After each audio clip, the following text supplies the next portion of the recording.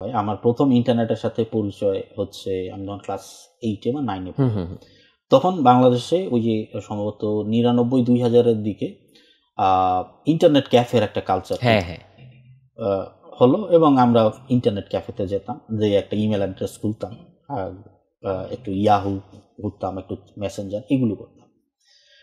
তো এগুলো করতে করতে ওই সময়ের যেই টেকনোলজি ছিল সেই টেকনোলজিতে আমরা সোশ্যাল মিডিয়া কিন্তু ব্যবহার করেছি, এবং কনস্ট্রাকটিভ ওয়েতেই ব্যবহার করেছি, মাইন্ডফুলি ব্যবহার করেছি।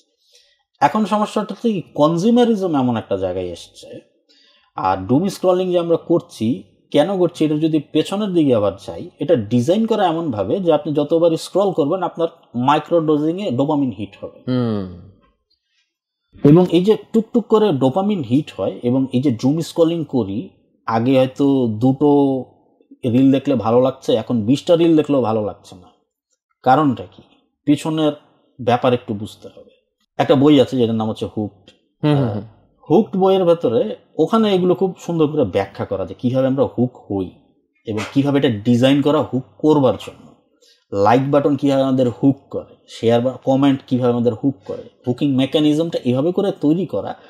দেখতে মনে হবে যে এটা খুব নিরীহ একটা বিষয়, কিন্তু ব্যাপারটা তো নিরীহ বিষয় না, কারণ এটা ডিজাইন করা হচ্ছে এমনভাবে যে আপনাকে বেশি সময় কিভাবে সে তার অ্যাপের ভেতরে আটকে রাখবে। যত সময় আপনাকে আটকে রাখবে তত সময় আপনি তার কাস্টমার হিসাবে থাকবেন, আপনার ডেটা সে পাবে, আপনাকে অ্যাডভার্টাইজমেন্ট করবে, ইত্যাদি ইত্যাদি ইত্যাদি। এটাকে আসলে প্রোডাক্টিভ কিভাবে করা যায়? প্রোডাক্টিভ করতে গেলে যে জিনিসটা দরকার, প্রথমে বাবা মার নিজেদের সোশ্যাল মিডিয়ার ইউজ কমাইতে হবে।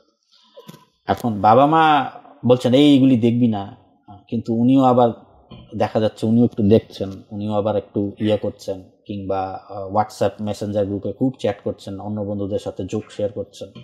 তো এখানে আসলে ওভারঅল একটা অ্যাওয়ারনেসটা শুরু হয়েছে, অনেকেই বোঝার চেষ্টা করছেন যে জিনিসটা কি। ডোপামিন হিট হলে যে জিনিসটা হবে, যেমন এটাকে এখন যেভাবে করে বিজ্ঞানীরা কেউ কেউ খুব কড়া ভাষায় বলা শুরু করেছেন, এটা কোকেনের মতো আসক্তি তৈরি করে। কোকেন কি করে? কোকেনও এরকম করে আর্টিফিশিয়ালি কিছু হরমোনাল হিট দেয়, ডোপামিন হিট দেয়। তো এটার আবার একটা টলারেন্স লেভেল বাড়তে থাকে। তো নেশার যেমন আজকে কারো যদি 1 ইউনিটে নেশা হয়, পরের দিন 2 ইউনিট, তারপরের দিন 3 ইউনিট, এভাবে করে যেন বাড়ে, কারণ টলারেন্স লেভেল বাড়তে থাকে। তো সোশ্যাল মিডিয়ার নেশাটাও বাড়তে থাকে। যখন সোশ্যাল মিডিয়ার নেশা বাড়তে থাকে তখন এইটা জিনিসটা একটা ডিস্ট্রাকটিভ দিকে যায়, এবং সোশ্যাল মিডিয়াতে যে কন্টেন্টগুলো আপ হয় এবং যেগুলো বেশি বেশি করে দেখায় অ্যালগরিদমে, এগুলো মানে খালি আনপ্রোডাক্টিভ না, এটা ডিস্ট্রাকটিভ প্রোডাক্ট, মানে কন্টেন্ট দেখা যাচ্ছে। সো এতে কিছু হবে না।